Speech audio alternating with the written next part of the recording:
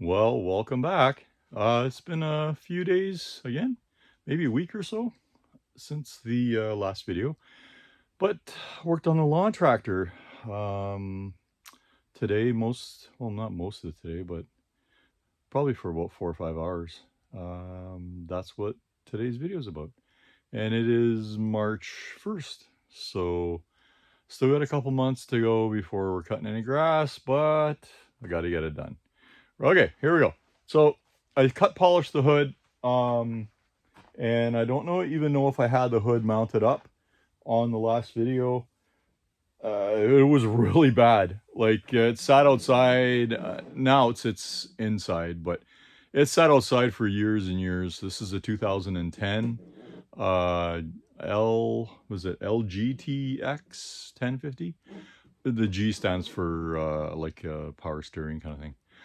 Anyways, yeah, so it sat outside for a long time, and I cut polished it.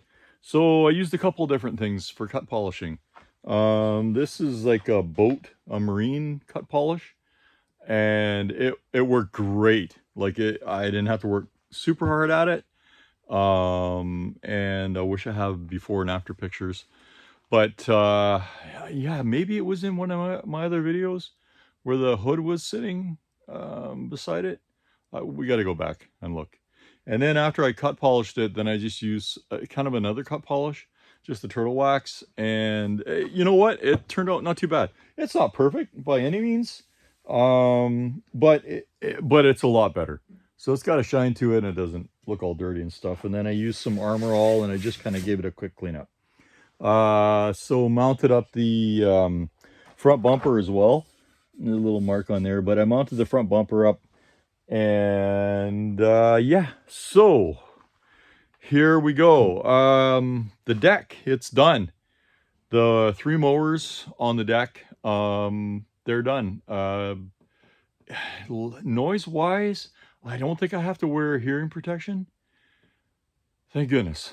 So that's really nice, because I always had to wear hearing protection with this thing. And even if I wore like earbuds, it wasn't enough. I had to also put like hearing protection just from the noise of the motor and the deck. It was just so loud. So we'll see. But I'll run it for you today in this video. And then, I mean, we're in a shop here, and it's gonna be a lot quieter outside. So yeah, so it should be pretty good. But so what I've been up to is the drive motor as well. No, I finished the deck motors, all 3 of them, but the drive motor, yeah. So yeah, I could not figure out that big motor. So I ordered another one on Amazon, and this is what I got. It's an 800 watt 36 volt regular DC motor, so it'll run either clockwise or counterclockwise. I already tried it. I have to actually, it came with a geared type on the shaft, so I'm just gonna weld this dead center to the pulley, and then I'll be able to, bolt it on kind of like that. So, but it'll sit more like, where is it? It's going to kind of sit in about that far away from the motor. So, yeah, so I went with that. I'm hoping that the bearing in there is good enough, because it's going to have side load on it. And the reason why I didn't do this motor, I kind of preferred to use this one. Mind you, this one is only like 120 watts of power, whereas this one's 800 watts. So, but the way the motors work, it's a different style of DC motor. This one's direct current DC. It either rotates counterclockwise or clockwise, depending on how you do the polarity here. This one is an oddball. It needs the controller, and the polarity switches like every 180 degrees. So there would be no way I'd be able to, I think, get this spinning backwards. Maybe I could, but anyways, the reason why I don't use this motor is because the bearing, I was told the bearing in here isn't that strong for side load, because it normally has like a 18-inch blade on it, so it's balanced. But there's a guy that did the Ryobi conversion on his like MTD riding mower. I know, awesome video, and one of the inspirations of why I did this. So thank you very much for posting that video. You can see it on YouTube if you just probably punch in riding mower conversion or gas to electric motor riding mower conversion. I can't remember where it was, but it won't be hard to find. Anyhow, so he ran into a problem, and he was the one that said, don't do this for your drive motor. So yeah, I followed his lead, and then hopefully that 800 watt one works. I already mounted a bracket because this mounts sideways. I can't pick it up. The motor actually weighs, surprisingly, I think it weighs 10 pounds. I mean, I can pick it up with one hand, but it's a bit goofy. But anyways, the motor has to sit in there like this on this bracket. So what I did was, I had a Cub Cadet back bagger on this thing, and it just sat on the back here, and it came with this bracket here, fairly beefy bracket. So I actually stole one of this side of bracket, and it's really beefy. It's made of, I think it's over 1/8 of an inch thick steel, and I drilled it, and it took a bit for the drill bit to go through it. So good steel. I mean, well done for the steel. But anyways, here it is here. So this bracket here, I wish I had a piece of metal. You can hear the quality. Here, I got a piece of metal down here. That usually tells you, that gives you a good ting. So, but, oh.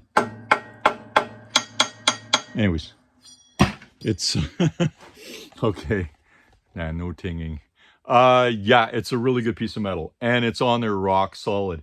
So that should hold the motor without twisting or cracking or whatever, because I've got beefy bolts holding it to the frame. So that should be good. This is where I'm at right now, and the only other thing I also changed, I mounted the bracket up. I mounted up this controller here. So this converts 36 volts and knocks it down to 12 volts. So then I can run the lights, because yeah, I want the lights. I don't really need them, but I kind of still want them. And I figured, well, why not, right? And then also for the power steering of this thing, because it does have a power steering motor. So that 12 volts will also run the power steering motor. Not necessarily I need power steering, but I'm gonna hook it up again anyways. So yeah, so I'll turn everything on for you, and you can hear it, how loud it is, whatnot. Here, I gotta change the camera angle again. Okay, there we go.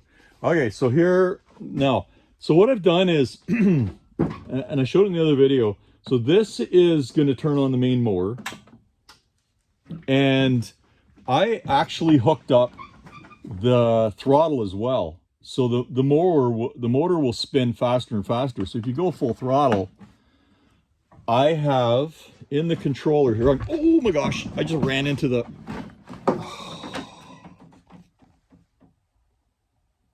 I just put my back into that thing. That's not my back, actually my hip. Yeah, anyhow, sorry for the jerky camera. Now I need to go take some Advil. Okay, so what I've done is down here with this controller, if I move the throttle, you'll see this arm move. And I put in, well, this controller came with this rheostat.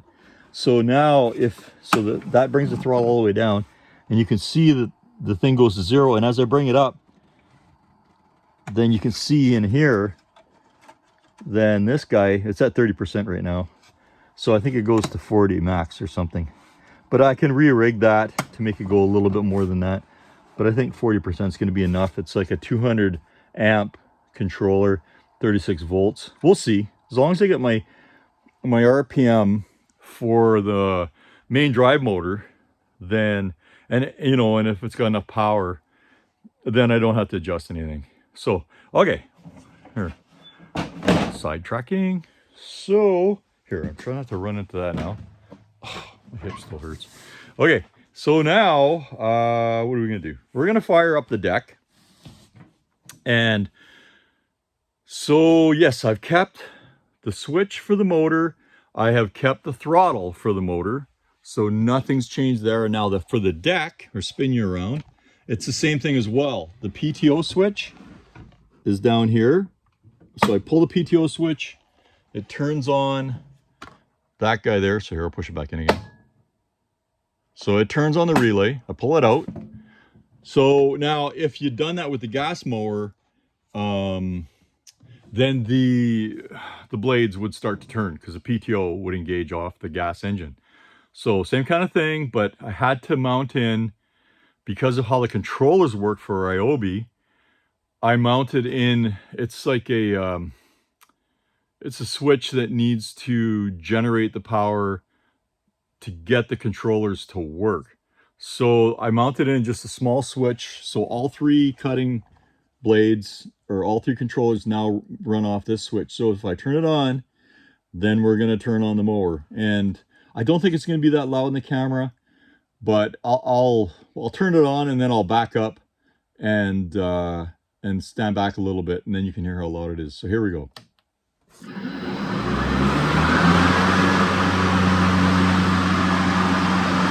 All right, so you can see it running there on this guy.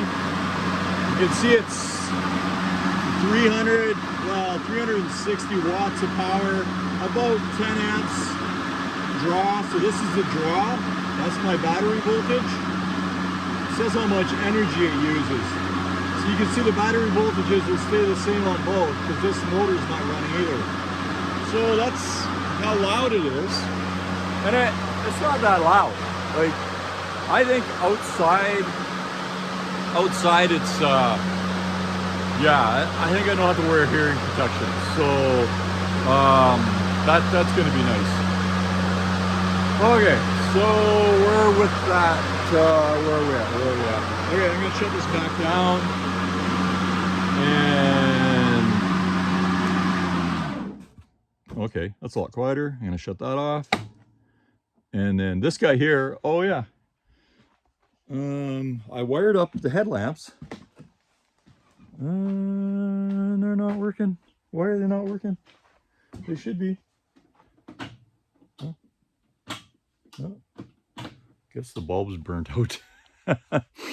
I don't know what happened. I did have these bulbs hooked up in here, and okay, whatever. I need new bulbs for it anyways. Maybe the 36 volt to 12 volt, maybe it ran too high, or I don't know, the bulb's burnt out. Yeah, we'll just change the bulbs. Okay, so there you go. That is that. At least now the deck is good.